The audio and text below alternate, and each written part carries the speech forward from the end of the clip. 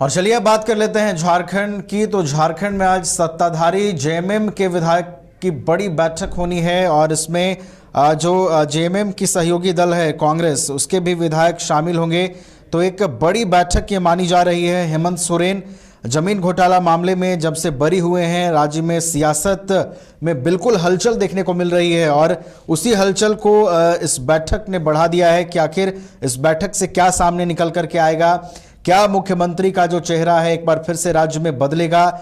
ये तमाम जो कयास हैं इस बैठक से पहले लगाए जा रहे हैं। अधिक जानकारी के साथ हमारे ब्यूरो चीफ मदन भी जुड़ गए हैं लाइव, उनके पास चलेंगे और तमाम चीजों को समझने की कोशिश करेंगे कि आखिर इस बैठक में झारखंड में आगे और राजनीति किस ओर जा सकती है। मदन, एक बड़ी बैठक का आयोजन किया गया है, काफी अहम माना जा रहा है इस बैठक को। क्या जो बातें चल रही हैं मदन की मुख्यमंत्री का चेहरा एक बार फिर से बदलेगा, इसमें कितना दम देख रहे हैं आप?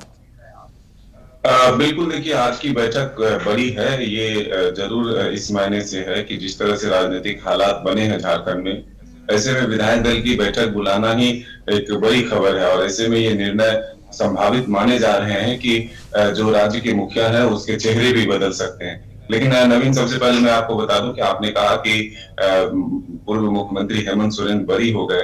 अभी वो बरी नहीं हुए हैं, बल्कि हाईकोर्ट से उन्हें जमानत मिली है। मामले जो है न्यायालय में है, अभी चल रहे हैं। ऐसे में ये जरूर है कि एक अलग स्ट्रेटेजी भी अपनाई जा सकती है और जो चीजें सामने आ रही है उसमें जो मुख्यमंत्री के चेहरा के तौर पर कल्पना सोरेन के नाम पर भी मुहर लग सकती है। तो अब इससे थोड़ी देर बाद पर्दा उठ जाएगा, जब विधायक दल की बैठक हो जाएगी, उसमें चर्चा होगी। आपको ख्याल होगा कि पहले जब ईडी की कार्रवाई चल रही थी और हेमंत सोरेन पर गिरफ्तारी की तलवार लटकी हुई थी, उस वक्त भी विधायक दल की बैठक हुई थी और उसमें विधायक दल की बैठक में कल्पना सोरेन के नाम पर चर्चा हुई थी। लेकिन पार्टी के भीतर से ही कुछ विधायकों ने जिस तरह से सबसे ज्यादा सीता सोरेन के नाम सामने आए थे कि उन्होंने कल्पना सोरेन के नाम पर विरोध किया, उसके बाद चंपई सोरेन के नाम पर मुहर लगी थी। लेकिन अब जो विधायकों की बैठक है उसमें दो चीजें मुख्य रूप से सामने आ रही है। एक तो पहला जो वर्तमान जो राजनीतिक हालात है उस पर चर्चा हो, दूसरा कि जिस तरह से आगामी विधानसभा चुनाव में सरकार के कामकाज हैं या फिर सरकार की जो नई नई योजनाएं हैं उसको किस तरह से जनता तक पहुंचाई जाए। लोकसभा चुनाव परिणाम आने के बाद क्या कुछ माहौल बदला है, इन तमाम परिस्थितियों पर जो है विस्तार से विधायकों के साथ 1-to-1 चर्चा होगी।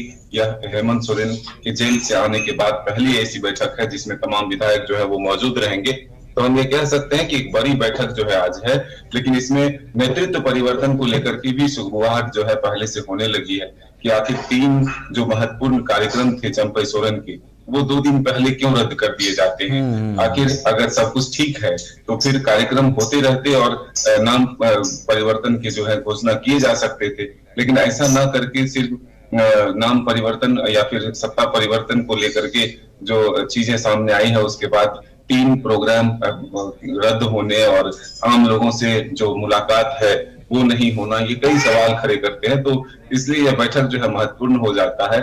और क्या हेमंत सोरेन के नाम पर मुहर लगती है या कल्पना सोरेन के नाम पर मुहर लगती है या फिर चंपई सोरेन को ही कंटिन्यू किया जाता है, इन तमाम बातों से पर्दा तब उठ जाएगा जब विधायक दल की बैठक थोड़ी देर बाद शुरू होगी और जब विधायकों के साथ मंथन होगा तब चीजें निकलकर सामने आएगी। बिल्कुल, तो बैठक से पहले नेतृत्व परिवर्तन का आपने जिक्र किया, उसकी सुगबुगाहट काफी तेज है और आपने कुछ नामों का भी जिक्र किया। कल्पना सोरेन के नाम पर भी मुहर लग सकती है, हेमंत सोरेन के नाम पर भी मुहर लग सकती है और चंपई सोरेन के साथ भी जारी रखा जा सकता है। लेकिन इन तमाम चीजों से पर्दा उठेगा जब विधायक दल की जो बैठक है समाप्त होगी, उसके बाद चीजें जब सामने निकल करके आएंगी उसके बाद ही तमाम चीजों से पर्दा उठेगा। पूरी बैठक पर नजर आप बनाए रखिएगा मदन, हम आपसे अपडेट लेते रहेंगे। फिलहाल बहुत बहुत धन्यवाद हमारे साथ जुड़ने के लिए और तमाम जानकारियों के लिए। तो बेहद अहम बैठक झारखंड में सत्ताधारी जेएमएम और कांग्रेस की बुलाई गई है। इस बैठक में रणनीति तय की जानी है कि आगे जेएमएम किस रणनीति के साथ आगे बढ़ेगा। क्या जो बातें चल रही हैं कि एक बार फिर से मुख्यमंत्री का चेहरा राज्य में बदलेगा, इन संभावनाओं में कितना दम है, कितना बल है, ये जब बैठक खत्म होगी, बैठक के बाद जब चीजें सामने आएंगी वहां से चीजें स्पष्ट हो जाएंगी कि आखिर ये जो नेतृत्व सुगबुगाहट की बातें चल रही है कि झारखंड में फिर से चेहरा बदलेगा, नेतृत्व परिवर्तन होगा, इन बातों में कितना दम है ये बैठक के बाद ही पता चलेगा। फिलहाल इस बुलेटिन में हमारा साथ इतना ही।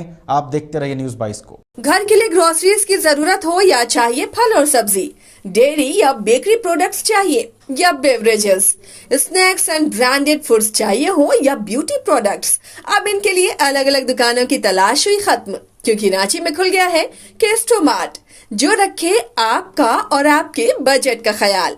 हर सामान पर 5% की छूट, होम डिलीवरी की सुविधा भी। आज ही पधारें केस्टोमार्ट, one stop solution for every customer's requirements. Call 9153989339। Amity university का पटना और रांची कैंपस पिछले कई सालों से लगातार शिक्षा के क्षेत्र में अनमैच्ड एक्सीलेंस प्रदान कर रही है।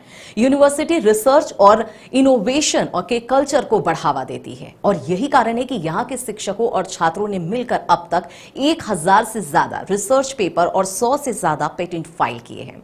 26 से अधिक पेटेंट पब्लिश्ड हुए हैं और 3 पेटेंट ग्रांट भी हो चुके हैं। और यही नहीं, यहाँ के फैकल्टीज और स्टूडेंट्स 100 से अधिक किताबें पब्लिश भी कर चुके हैं। यूनिवर्सिटी के दोनों ही कैंपस में स्टूडेंट्स को कॉर्पोरेट प्लेसमेंट प्रोसेस को क्रैक करने के लिए ट्रेनिंग दी जाती है और इसलिए एमिटी यूनिवर्सिटी अपनी स्थापना से ही देश विदेश के कई जानी मानी मल्टीनेशनल कंपनीज जैसे अमेजॉन, एक्सेंचर, जेपी मॉर्गन और GPT, TCS, Wipro, ITC, federal bank, Hindustan Unilever जैसे 180 रेप्यूटेड कंपनीज के लिए रिक्रूटमेंट की प्रेफर्ड चॉइस बन गया है। यही वजह है कि आयुष कुमार को जेपीटी कंपनी लिमिटेड में 24 लाख, जान निशार अख्तर को अमेजॉन से 30 लाख और देव नरूला को ह्यूमन होल्डिंग कंपनी लिमिटेड से 44 लाख 50 हजार का पैकेज मिला है। वहीं सुमन गुप्ता को पालो ऑल्टो में मिले 47 लाख के हाईएस्ट पैकेजेस से यूनिवर्सिटी ने बिहार और झारखंड में एक नया रिकॉर्ड कायम किया है। नए अनुभव, जोश और उमंग का बेजोड़ संगम है छोटा नागपुर वाटर किंगडम। यहां आपको पुल पार्टी से लेकर वाटर वेव का होगा एकदम नया अनुभव। सबसे ज्यादा स्लाइड वाला राज्य का पहला वाटर पार्क का नाम है छोटा नागपुर वाटर किंगडम। तो परिवार के साथ आए रातो फन कैसल के पास स्थित छोटा नागपुर वाटर किंगडम।